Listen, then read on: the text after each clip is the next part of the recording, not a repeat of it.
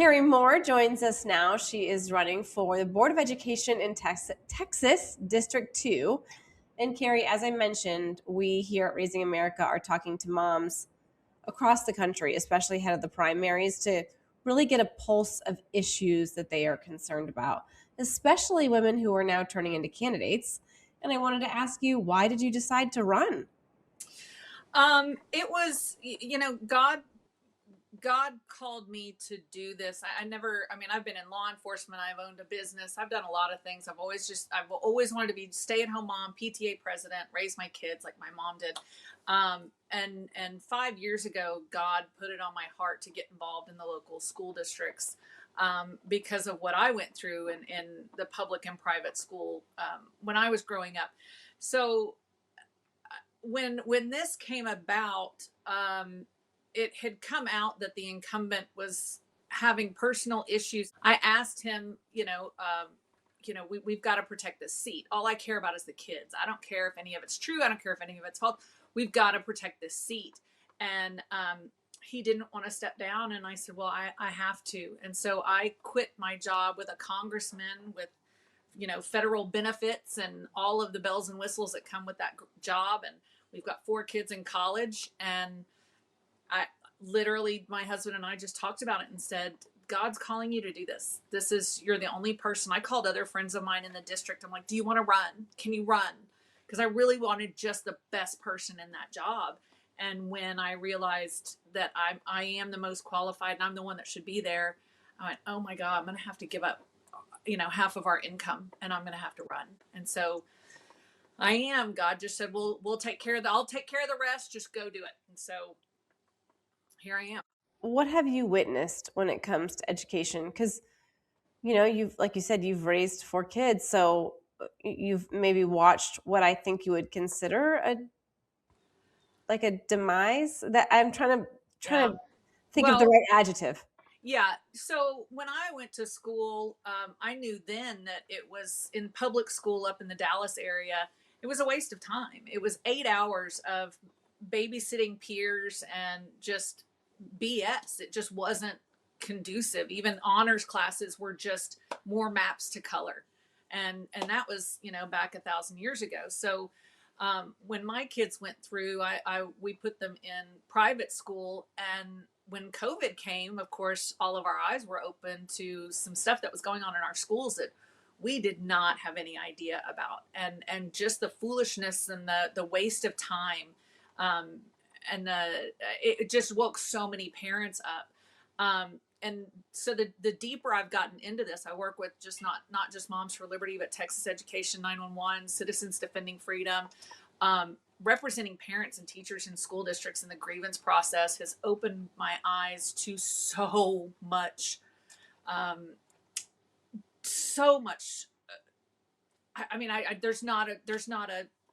It's evil. I mean, there are school districts that are hiding evidence that would exonerate students. They're hiding the grievance process from parents. Retaliation. If anybody, teachers will come and say, hey, can you represent me? I don't want to teach this curriculum, but I'm afraid to say anything because retaliation's a real thing. So that has really and then when we started digging into the ability for pedophiles to circle through our school districts and never get put into the criminal justice system, that became my whole life. My kids are like, can we not talk about pedophiles on Sunday? I'm like, no, they're pedophiling on Sunday, then I'm checking them out. 7 days a week. Yeah. So it's just, there's so much corruption and so much deep. And I've testified in legislation before and in the Senate and stuff. And I'm like, I don't know what came first. Did parents retreat from the schools and retreat from interacting with the schools, or did the schools push them out first? I don't know what happened first, but parents have to get back into those buildings. We have to get parents back into those buildings. That's kind of my next question. And we've done so many segments on the state of education. And in all of the states that we've prepared segments for the midterms, this has come up, that we have children who are in 4th grade who can't read. And if we look at literacy rates, it's tied to incarceration rates. So if you're not reading by 3rd grade, you have a higher percentage of ending up in a in a prison system or in jail or what have you. Mm-hmm. My question is, how did we get here? And I think it's because you and I are sort of on the brackets, right? Like our children are at the receiving end of us investing in them. And then you or I, we were 80s babies. And so we were educated. I don't know if you're public. I'm public. I mean, I was reading by third grade. I don't think I'm like this amazing student. But how did we get here? Well, it's an interesting question, and you can get into the weeds with Marxism and Gramsci and Germany and all these things. And while I'm on the road, we have my district for State Board of Education is 14 counties. So in Texas, that's a lot of traveling. So I'm listening to audiobooks all the time about education. And E.D. Hirsch has written some phenomenal books about how we got here. And the one I just finished last night on my way home from Austin was talking about how we went from a knowledge-centered curriculum to a skills-based curriculum. And it's not only happened here, it happened in France, who had the greatest public school system almost in the world. And they had a similar diversity like we have in the United States. And they went from number one to the bottom of the rank almost overnight when they took that core of knowledge out and made it a child-centered. You hear this whole child, whole school, whole community thing. They want to teach to the individual child because children are different. They all learn differently. So they stopped doing kind of the en masse school classroom. They all sit, the teacher talks, they recite. They stopped that. They've stopped that for decades. So that's the knowledge based you're referring to. Yes. So what they focused on, and when you hear it, it stems from the romanticism in Europe. It makes sense. I mean, it sounds good. All children are all different. They all have to learn differently. But when you put it into practice, we have to treat them as individuals and let them learn at their own pace, and just teach them the skills of like critical thinking. You can't have the skill of critical thinking without the knowledge. I can't put together that I need to dig a fence post 15 feet underground because of the wind and blah, blah, blah, blah, blah, in order for this structure to be sound, if I don't have that core knowledge. So for decades, we have been teaching kids things like critical skills thinking and finding the main subject in a test, in a standardized test. But when they don't have the knowledge to back that up, they don't know how to multiply it in their heads. They don't know reading. They don't know phonics. So when they're reading, they call it whole reading, they're not getting that. So they're not able to learn and put pieces of the puzzle together when they don't understand what the pieces were to begin with. So that's where we are right now. And so we have to get back to kids have to know the knowledge of geography. They have to know the knowledge of the multiplication facts. They have to have phonics. The history, we have to be teaching them absolute history. Otherwise, we have them on the streets protesting ICE and crazy stuff. So that's where we are right now. And it's going to be very difficult because the teachers of today have gone through that pedagogy for decades. Well, and then we actually spoke with a candidate in Illinois earlier, and he essentially said that the teachers union has just taken over. Yeah. So I'm wondering if you're seeing that also in Texas or no? Well, Texas is a right to work state. Right. So our teachers unions are big and powerful. I think the bigger issue, they are an issue in Texas, but I think the bigger issue in Texas is the the lobbyists, the state-funded lobbyists that lobby against parents and parental rights in our school boards. So to me, that almost blows my mind that you would fight parents on their own kids. Am I missing something? No. So education in Texas is a $68 billion industry, $68 billion. So the curriculum vendors, everyone has wanting their fingers in that pie. So when our Texas Association of School Boards has taught a lot of school districts that our school board members that we elect do not represent us. They represent the district. So everything has been centered around, now they're the team of 8. They have taught our school board members. The reality is, school board members, we elect the school board members, they hire a superintendent for that school district. That's their one employee. Now, the superintendents in our state make between $300,000 and $600,000. I'll take it. I'll do know, it. right? I got it. And I don't have to teach the kids to read. Call Let's me do that all day. super. I'm Yeah. flying in. I'll fly in tonight. I'll be your I mean, super. it's just insane. Not all of them are making that, but that's on average. Right. And our school and our kids can't read and write. Like they physically can't. Like we have proof that they can't. That's what. Like they're not reading. And they're unable. And we wonder why they get to middle school and high school and they're angry.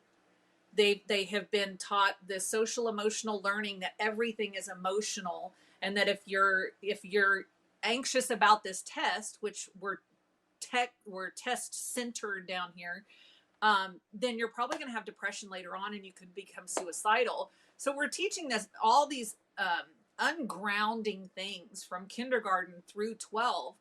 Meanwhile, not teaching them knowledge, which leaves them unstable. And then they're getting on social media and in our curriculum that parents aren't really your trusted adult, that parents aren't necessarily your foundation. Then we wonder why they're ticked off and throwing chairs at teachers in their schools, and the kids have to be evacuated while the kid tears up the classroom. Well, it's because then we're teaching them they get to a graduation party for every grade, and nobody loses in a soccer game. So we're sending them such mixed messages on so many levels. I don't know. I'm surprised we're not in a more violent society in our schools today. Well, and I just don't envy, and we've covered this too, you know, what my 11-year-old daughter is faced with. She is told that she can be more genders than she can count on her fingers. And she can, when she grows up, she can be whoever she wants to be. But I know as an 11-year-old, I actually would rather just keep it simple. And I just want to get from point A to point B, wake up in the morning, go to school, go to athletics, and then feed my body. I don't really want to. There's so much being thrown at kids these days that I don't know how they're doing it. Yeah. Well, I mean, we're seeing the product of it. They're out in the streets and they're, attacking other people with bullhorns and whatever, ice and whatever they're doing. But it's absolutely a planned strategy to keep our kids unstable. At 11 years old, what you want to hear is everything you're going through is normal. I went through it. Everybody goes through it. Don't worry about it. You're going to come out of it. Not a big deal. What are we going to have for dinner? We're still here. You can always count on us. And for the vast majority of children, that is true. So for us to rewrite everybody as though most parents can't be trusted and most parents are abusing their kids or whatever is just preposterous. But I mean, my daughter came home and said between her 8th and 9th grade year, she goes, yeah, I'm bisexual. I was like, no, you're not. You're 14. You hate your body and you have no idea. You've never been alone with a boy or a girl. So no, you're not. Let's go have dinner.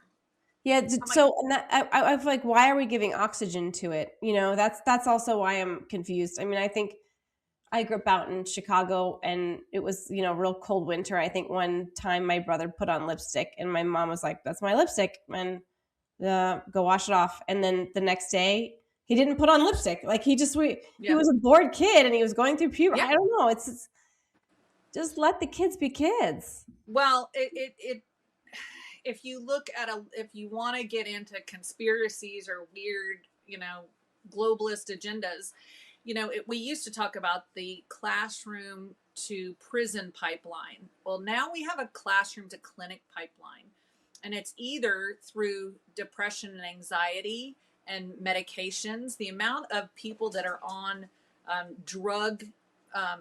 prescription drug company as advisors in school boards, in curriculum, is astounding.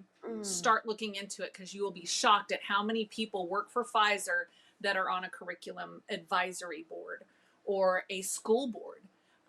So then if we keep them unstable, we can get them on antidepressants. And I've been on antidepressants. I was hospitalized for depression my junior year of high school, and that was before it was cool.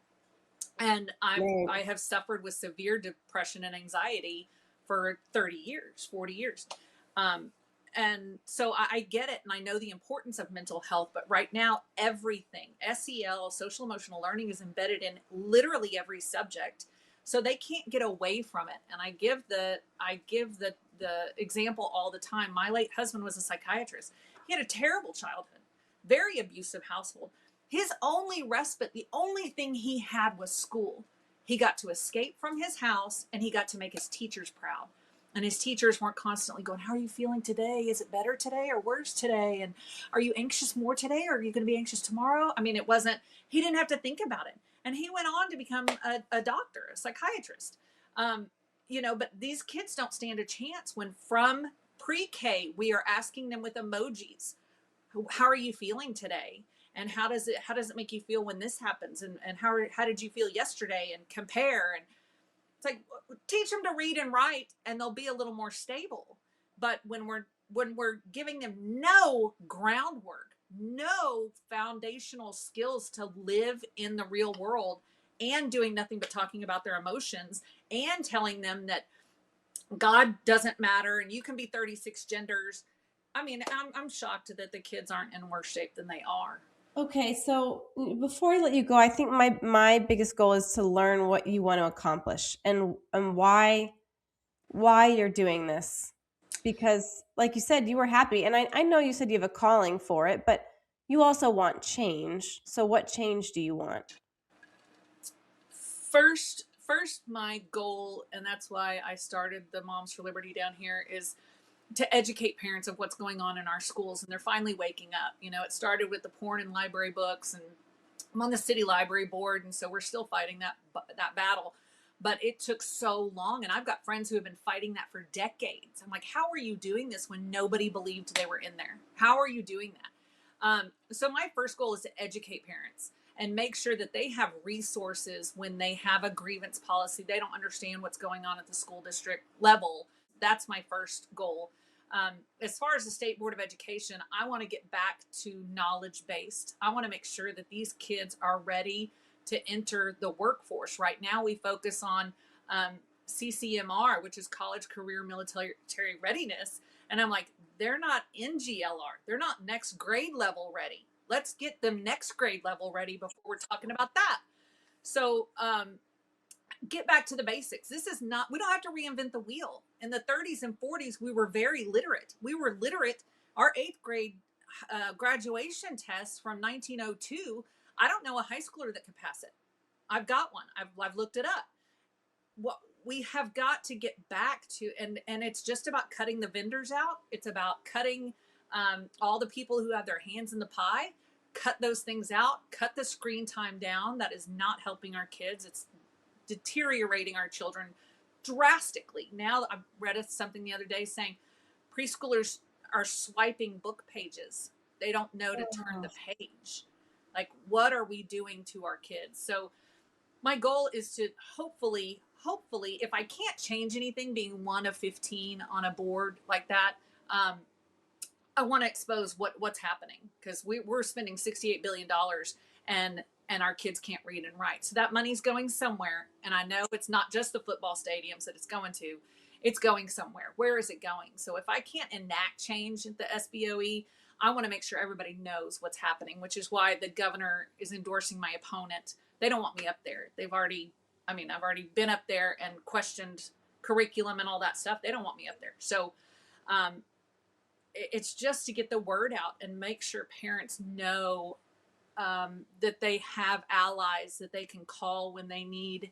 We had a parent in South Texas and spoke broken English, and a friend of mine kind of translated between us.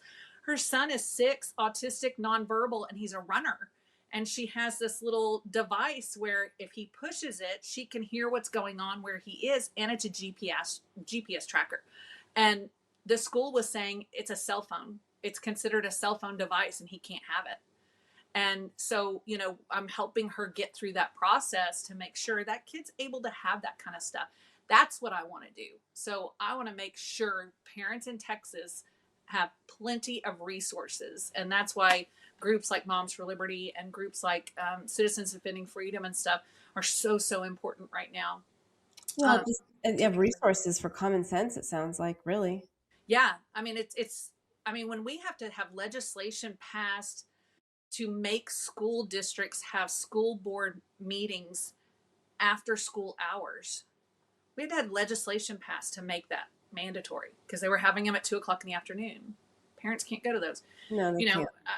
or we have to have legislation passed that in the grievance process, finally now the school districts have to record every level of the grievance and how every level of that grievance comes out. Because parents are calling going, I filed a level 1 grievance. They're like, oh, well, we don't have a record of it. Time's expired. The statute of limitations has run out. So it's null and void. You can't file it again. Sorry, your kid was assaulted. I can't. I mean, it's so, it's that sort of thing that we need to educate parents and make sure they're aware of, so we can change those things and get back to protecting our kids and making them the best. Yeah. Well, Carrie, I'm so grateful that you joined us today. We definitely want to stay in touch with you. Keep us posted on how everything goes in Texas. I know there's a lot going on, but good luck this election cycle and Godspeed. I mean, let's protect our kids. Yeah. Yeah. Well, thank you so much. I appreciate it. And if there's anything I can do or any way I can help or anybody needs my help, let me know, because I'm going to be doing this. I'm the only candidate that will be doing this regardless of this election. This election is not on my screen. Why don't you commit to come back on after you win? How's that? I would love to. All right. Thank you, Carrie Moore. Appreciate you. Thank you.